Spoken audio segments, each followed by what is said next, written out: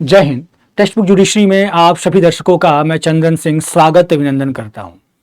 दोस्तों, ST SC community के साथ जो है काफ़ी ज़्यादा अत्याचार हो रहा था। इसी अत्याचार को रोकने के लिए सरकार ने एक कानून लाया, एसटी एससी एक्ट 1989। उस एक्ट के अंदर जो है अलग अलग प्रोविजंस, अलग अलग जो है पनिशमेंट्स दिए गए ताकि जो schedule caste and schedule tribe community से जो लोग बिलोंग करते हैं वो लोग के साथ अत्याचार को रोका जा सके। इसी मकसद के साथ जो है इस एक्ट को पार्लियामेंट ने लेकर आया था, जिसमें डायरेक्ट अरेस्ट तक की जो है पावर दी गई थी। कई सारी चीजें इसके अंदर मेंशन की गई हैं। इसी एक्ट का जो है आज के समय में काफी ज्यादा मिसयूज बढ़ गया है और इसी मिसयूज के ऊपर जो है इलाहाबाद हाई कोर्ट ने कुछ गाइडलाइंस दिए हैं और साथ में जो है सुप्रीम कोर्ट का एक जजमेंट भी है। उस जजमेंट के अंदर यानी कि उस केस भी है, एक वर्डिक्ट है, उसके बारे में भी हम समझेंगे आज के इस लेक्चर के अंदर। तो सबसे पहले चीज देखेंगे आप, अगर आप ग्राफ के थ्रू अगर देखेंगे तो कई तरह के ऐसे मामले जो है जिसमें अगर 100 केसेस हो रही हैं तो 100 केसेस में ऐसे कई सारे 20 से 30% जो है उसमें झूठे मामले भी निकल रहे हैं। ऐसे मामले जिसके अंदर लोग जो हैं गलत तरीके से जो है एसटी एससी एक्ट में सामने वाले व्यक्ति के ऊपर जो है एफआईआर कर देते हैं और इसमें जो है सामने वाले व्यक्ति को जो है सजा दिला देते हैं।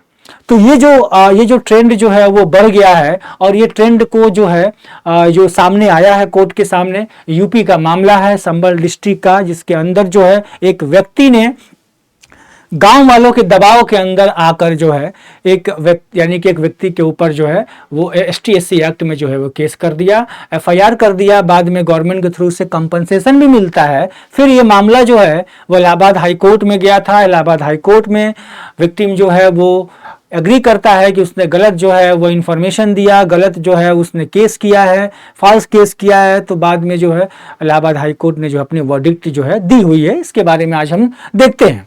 क्योंकि देखिए एसटी एससी एक्ट में बेसिकली अगर आप देखेंगे तो जो प्रोविजंस दिए गए हैं उन प्रोविजंस की अगर व्याख्या की जाए तो आपको ये चीज़ यहाँ पे हमेशा से दिखेगा, जो एटोक्रेटिक है यानी कि जो अत्याचार की बात की गई है, जो अत्याचार है वो लोगों के साथ जो है वो काफ़ी ज़्यादा जो है वो था। और आज के समय में भी अगर देखेंगे तो जो लोग काफ़ी पिछड़े इलाके से बिलोंग करते हैं उन पिछड़े इलाकों में उन लोग के साथ यानी कि वैसे लोग जो एसटी एससी कम्युनिटी में जो इलिटरेट हैं, जो पढ़े लिखे नहीं हैं, जो पुलिस कानून नहीं समझ पाते हैं, उन लोगों के लिए उनके साथ अगर कोई ऐसा अत्याचार होता है तो उनके लिए कानून जो है काफ़ी ज़्यादा जो है वो ताकत उनको देती है। तो इसकी इंपॉर्टेंस बहुत ज़्यादा है। खैर, इंपॉर्टेंस के साथ अगर देखें तो जो चीज़ें कमियां हैं उसी चीज़ को दूर करना की आवश्यकता है। अब देखिए इलाहाबाद हाईकोर्ट ने क्या बातें कही हैं, अगर आप इसमें देखें तो जस्टिस मंजू रानी चौहान हैं जिन्होंने जो है मामले की सुनवाई करते हुए उन्होंने कहा, यानी कि इन्होंने अपनी बातें कही कि जो ये फॉल्स केस जो आ रहे हैं, इस फॉल्स केस को यानी ये झूठा जो केस है, क्योंकि देखिए सब झूठे केस नहीं होते हैं, हो सकता है कि उसमें कुछ झूठे केस हो लेकिन ज्यादातर सही केस भी होते हैं। तो सही केस भी दब जाएंगे अगर सब केस जो है झूठे ही आने लगेंगे तो, या फिर झूठा भी आ रहा है तो लोगों को ऐसा प्रेडिक्शन हो जाएगा। इसी चीज को रोकने के लिए जो है यानी कि एक गाइडलाइन दिया गया है। उस गाइडलाइन में कोर्ट में गाइडलाइन ने बताया कि प्री रजिस्ट्रेशन टाइप का जो है वो सिस्टम होना चाहिए और साथ में वेरिफिकेशन होना चाहिए। पता करना होगा पुलिस प्रशासन को कि जो एफआईआर लिखवाने व्यक्ति आया है वो जेन्युइन है भी कि नहीं है, यानी कि उसने जो है उसके साथ ऐसा क्राइम हुआ है कि नहीं हुआ है। तो जो आपका जो रिलीफ है वो सही तरीके से सही व्यक्ति को दिया जा सके और साथ में जो विक्टिम है उसको जो है न्याय मिल सके। इसी के साथ जो है कुछ गाइडलाइंस दिए गए। अब गाइडलाइंस को देखेंगे आप तो सब जो कुछ 4 गाइडलाइंस दिए गए, जिसमें पहला गाइडलाइन ये है कि एक तो प्री रजिस्ट्रेशन वेरिफिकेशन होना चाहिए। जो कब होना चाहिए, जब कोई मामला कोर्ट के सामने जो आप एफआईआर होने के लिए आपका पुलिस स्टेशन में आता है, कंप्लेन आता है, तो उस समय ही जो है जांच होनी चाहिए कि ये जो केस लिखी जा रही है, यानी कि एफआईआर होने से पहले पूरी तरीके से संतुष्ट होना होगा पुलिस प्रशासन को कि ये मामला जो है एसटी एससी एक्ट के अंदर आता भी है कि नहीं आता है। इसके साथ अगर देखा जाए तो उसके साथ ये भी देखना जरूरी है, मैंडेटरी है कि वहां पर जो पार्टी है वो इसको जो है क्या डिस्प्यूट को जो है किस तरीके से सॉल्व करना चाहते हैं, ये सारी चीजों को देखना होगा। तो ये एक ऐसा जो है गाइडलाइन दिया गया। दूसरा गाइडलाइन ये रहा कि ट्रेनिंग प्रोग्राम जो है ये कंडक्ट करवाई जाए। इलाहाबाद हाईकोर्ट ने कहा कि ट्रेनिंग प्रोग्राम भी कंडक्ट कराई जाए पुलिस ऑफिसर की और जुडिशियल जो ऑफिसर्स है उनकी, ताकि उनको भी ये समझने में आसानी हो कि कौन सा मामला जो उनके सामने आ रहा है वो जेन्युइन है भी कि नहीं है, या फिर ये भी वो देख सकेंगे प्रैक्टिकली कि आगे इसमें ST/SC एक्ट का मामला है तो ये कोई सामने वाला व्यक्ति झूठ तो नहीं बोल रहा है, गलत तरीके से FIR तो नहीं करवा रहा है। तो एक प्रॉपर ट्रेनिंग होनी चाहिए लोग जो है ऑफिसर्स की। इसके साथ साथ अगर देखा जाए तो तीसरा ये भी एक डायरेक्शन दिया गया है कि एक डेडिकेटेड बॉडी भी बनाई जाए जो मॉनिटर करे इन सारे मामलों को। यानी कि कोर्ट ने कहा कि एक प्रॉपर जो है कंप्लेन को ST/SC एक्ट के अंदर जो कंप्लेन होते हैं उसको मॉनिटर करे और इन्वेस्टिगेशन के पैटर्न को और मिसयूज होने का जो तरीका है उसको रोक सके। यानी कि इतना सख्त जो कानून है तो इतनी सख्ती से इसका पालन भी होना चाहिए ताकि जो जेन्युइन लोग हैं उन्हीं की जो है मामले जो है उसका निपटारा हो सके। जो लोग झूठा केस कर रहे हैं उनका जो है किसी तरीके से उनको रोक दिया जाए, ये एक गाइडलाइन जो है कोर्ट ने दिया। इसके साथ जो है कोर्ट ने यह भी कहा कि पब्लिक अवेयरनेस भी दिया जाए। बहुत सारे लोगों को ये नहीं पता है, कुछ भी होता है मामला तो उसको ST/SC एक्ट में जो है ST/SC कमेटी से अगर बिलोंग कर रहे हैं तो वो सारे चीज रजिस्ट्रेशन उसमें FIR करवाने के लिए चले जाते हैं। तो ये जो मामले जो सामने आते हैं तो हो सकता है लोगों के अंदर ज्ञान की भी कमी हो, तो कोर्ट का ये भी कहना है कि लोगों को ये पता होना चाहिए, ऐसा कैंपिंग चलाना चाहिए और उस कैंपिंग के अंदर जो है प्रॉपर जो है वो एजुकेट करना होगा कम्युनिटी के, जो ST/SC कम्युनिटी के लोग हैं उनको ये बताना होगा कि ये एक्ट जो है वो क्यों लाया गया है।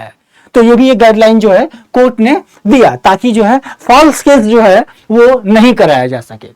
अब इसके साथ अगर आप देखें कोर्ट ने जो है 18 सितंबर को जो इस मामले को सुना है, 18 सितंबर को जो है मतलब इसमें वर्डिक्ट दिया है, ऑर्डर पास किया है। और ये मामला जैसे मैंने आपको बताया कि विहारी एंड अदर्स का मामला है। इस एक्ट के अंदर इन्होंने जो है एक कंप्लेन फाइल किया, यानी कि ST/SC एक्ट के अंदर जो इन्होंने केस फाइल किया था संबल जो है डिस्ट्रिक्ट कोर्ट में मामला था। इसके बाद संबल डिस्ट्रिक्ट कोर्ट से जो इलाहाबाद हाई कोर्ट में जो है ये मामला गया। अब इसमें क्या होता है कि विक्टिम जो व्यक्ति जिसने केस फाइल किया था उस व्यक्ति ने जो है एडमिट किया है, आप देखेंगे एडमिट किया है कोर्ट के सामने है कि उसने गलत FIR यानी कि FIR वो गलत तरीके से दर्ज किया है।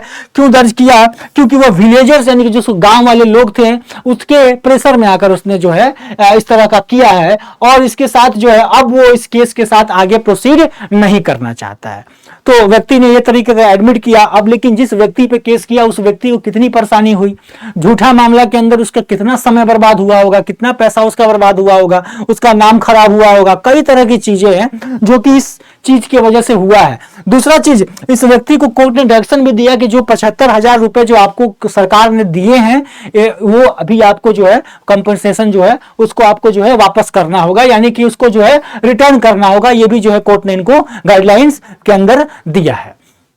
अब अगर देखें साथ में कोर्ट ने यह भी कहा कि अगर इस तरह के मामले आते हैं यूपी पुलिस को, यूपी के जो आपके DGP हैं उनको भी ये इशू किया है, मैंडेटरी नेसेसरी सर्कुलर जारी करते हुए बोला है कि अगर इस तरह के मामले आते हैं, झूठे मामले आ रहे हैं, तो झूठे मामले के ऊपर झूठे केस के अंदर यानी कि जो IPC का सेक्शन 182 के अंदर है और नया वाला जो हमारा BNS है उसके अंदर सेक्शन 217 जो कि बात करता है झूठे मामले को लेकर, यानी कि अगर फॉल्स केस अगर कोई करता है तो उसको सजा जो है इन सेक्शंस के अंदर जो है यानी कि BNS के सेक्शन 217 के अंदर जो है उनको सजा देने का जो है वो काम किया जाए, ताकि जो है इस तरह के जो चीजें जो है वो ना हो और रिगरस जो है वेरिफिकेशन की जाए, प्रॉपर तरीके से जो है चेक किया जाए कि ये मामले जो है फॉल्स तरीके से यानी गलत तरीके से जो है तो नहीं किया जा रहा है, नहीं फाइल किया जा रहा है।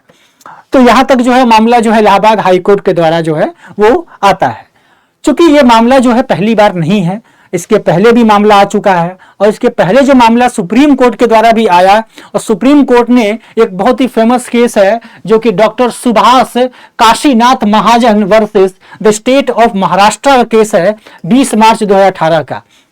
इसके अंदर सुप्रीम कोर्ट ने जो है इस ST/SC एक्ट के मामले के ऊपर जो है कुछ बातें बोली हैं। अब इसको हम देख लेते हैं। अगर आप देखें तो 1 अक्टूबर 2019 को इसके अंदर आया वर्डिक्ट, जिसमें 3 जजेस थे सुप्रीम कोर्ट के।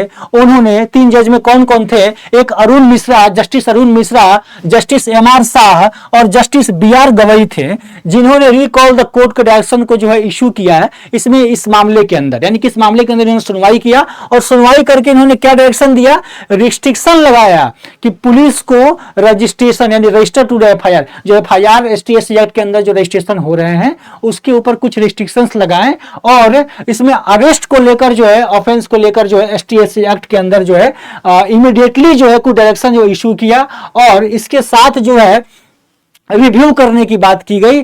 तो इस पे भी जो है विवाद खड़ा हुआ था उस समय, क्योंकि ये इसमें सरकार का कहना ये था, उस समय जब ये ऑर्डर आया था उस समय सरकार का ये कहना था कि जो पॉलिसी मेकर है, जो लॉ बना रहे, उनके अधिकार यानी कि उनका जो क्षेत्र है उनका उल्लंघन है, जुरिस्डिक्शन का उल्लंघन हो रहा है। इसको लेकर जब ये वर्डिक्ट आया था सुप्रीम कोर्ट के द्वारा तो काफी ज्यादा जो है वो लोगों में जो है आक्रोश भी था, एसटीएससी कमेटी के लोगों में, और इसके साथ साथ जो है इसको चैलेंज भी किया जाने की बात जो है की जा रही है, अभी भी कोर्ट के अंदर ही है। यानी कि आप देखेंगे अमेंडमेंट जो है चैलेंज किया गया है before the court and has B pending before the same bench के पास जो है अभी पेंडिंग है, क्योंकि ये मामला आया था उस समय और काफी ज्यादा लोग जो है इसके खिलाफ में रहे थे। तो आशा करता हूं कि ये जानकारी, ये केस आपको पसंद आया होगा, और अगर पसंद आया होगा तो आप प्लीज इसको जो है शेयर कीजिएगा। और अगर आप जुडिशरी की तैयारी कर रहे हैं तो अगर आप कहीं भी, अगर आपको लगता है कि आपको एक सही गाइडेंस की जरूरत है, और आप किसी भी स्टेट के जो तैयारी कर रहे हैं, एपीओ की तैयारी कर रहे हैं, या फिर आप जो है आप जुडिशरी की तैयारी कर रहे हैं, लॉ के स्टूडेंट हैं, अगर आपको किसी भी तरह का इशू आ रहा है, अपने पढ़ाई से संबंधित कोई एक्ट समझ में नहीं आ रहा है, या अपने करियर के बारे में अच्छे से आप गाइडेंस चाहते हैं, तो हमारी टीम जो है आपको गाइड करेगी। इस वीडियो के लिंक में, वीडियो के डिस्क्रिप्शन में एक लिंक दिया गया है, उस लिंक को जो है ओपन कीजिए और उस लिंक के द्वारा जो है एक फॉर्म भरें आप। उसके बाद हमारी टीम जो है, एक्सपर्ट टीम जो है, वो आपको गाइडेंस जो है वो करेगी अपने साइड से। तो आशा करता हूं कि आपको जो वीडियो पसंद आया होगा। तब तक के लिए जो है जय हिंद, जय भारत।